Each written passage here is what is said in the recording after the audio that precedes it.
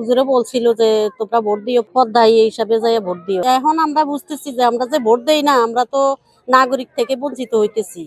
আমগো ভোট দেওয়া পীরের নির্দেশ নারীদের পর্দা করতে হবে, যাওয়া যাবে না ভোট কেন্দ্রে, তাহলেই বাঁচা যাবে মহামারী থেকে। সেই 60-এর দশকের শেষে ভারত থেকে জৈনপুরে আসা এক পীরের নির্দেশ মেনে চলছেন চাঁদপুর 4 ফরিদগঞ্জ আসনের নারীরা। শুধু মুসলিম নারীরাই নন, সনাতন ও খ্রিস্টান ধর্মাবলম্বী নারীরাও পীরের সেই নির্দেশ মেনে ভোট দেন না এখানে। কিন্তু এবারের নির্বাচনে কি হবে? সেই আসনে পুরনো সেই প্রথা কি ভাঙবে, নাকি আগের মতোই নারী ভোটারদের উপস্থিতি কম থাকবে? এই বিষয়ে স্থানীয়রা কি বলছে?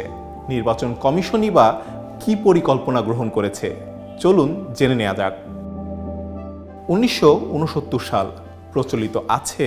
সেই সময় ভারতের জৈনপুর থেকে হাসনে মওদুদ নামে এক পীর আগমন ঘটে এই এলাকায়। মহামারী থেকে বাঁচতে তিনি নারীদের নির্দেশ দেন পর্দার পাশাপাশি ভোট কেন্দ্রে না যেতে। এরপর থেকেই এই রীতি প্রচলিত এখানে।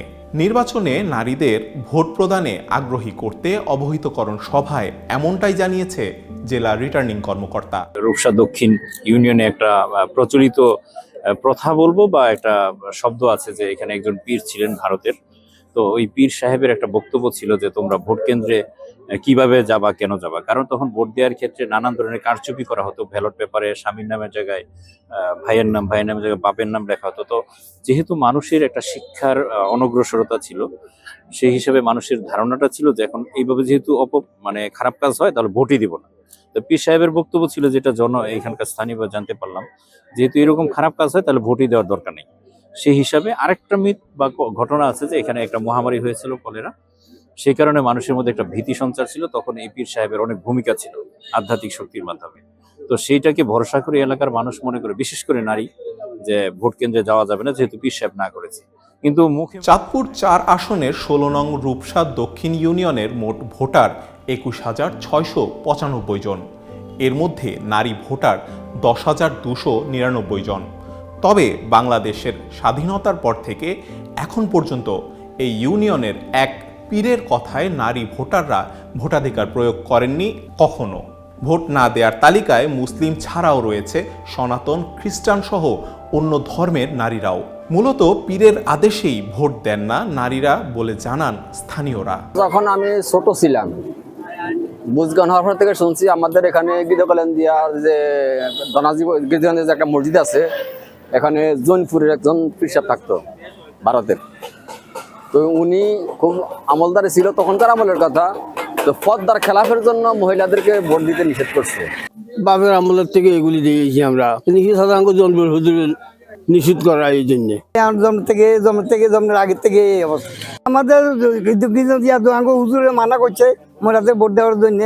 এই মোরাতে ভোট দেয় নাই। আমাদের আমলে, আমার বাপ চাচার আমলে তোমাদের ভোট দেয় না, মানে যে কোনো মহিলা ভোট দেয় না। দাদার আমলে যাই দিছে ভোট দিকে। তবে ভোট না দিলেও সরকারি সব সুযোগ সুবিধা পাচ্ছেন নারীরা। পুরুষদের সঙ্গে তাল মিলিয়ে হাট বাজার সহ সব ক্ষেত্রেই বিচরণ রয়েছে নারীদের। এছাড়াও শিক্ষা সহ সব ক্ষেত্রেই এগিয়ে যাচ্ছেন তারা। আগামী নির্বাচনে প্রথা ভেঙে ভোট কেন্দ্রে যেতে অনেকের মাঝেই আছে সংশয়। হুজুরে বলছিল যে তোমরা ভোট দিও, পদ্মায় এই হিসাবে যাই ভোট দিও। এখন আমরা বুঝতেছি যে আমরা যে ভোট দেই না, আমরা তো নাগরিক থেকে বঞ্চিত হইতেছি। নতুন ভোটার হয়েছি, মাঝাসিদের কাছ থেকে শুনেছি হুজুরের নিষেধ এখানে ভোটটা ইয়ে করছে আর কি, তার জন্য এবার থেকে ভোট দিব। নিষেধ ছিল জনপ্রিয় হুজুরে, এই জন্য আমরা যে ভোট দিই, যদি সামনে ভোট স্থানীয় জনপ্রতিনিধি ও সরকার গঠন প্রক্রিয়ায় খুবই গুরুত্বপূর্ণ নারীদের অংশগ্রহণ। এখন দেখার পালা আগামী নির্বাচনের প্রথা ভাঙার মিছিলে যোগ দেন কতজন নারী ভোটার।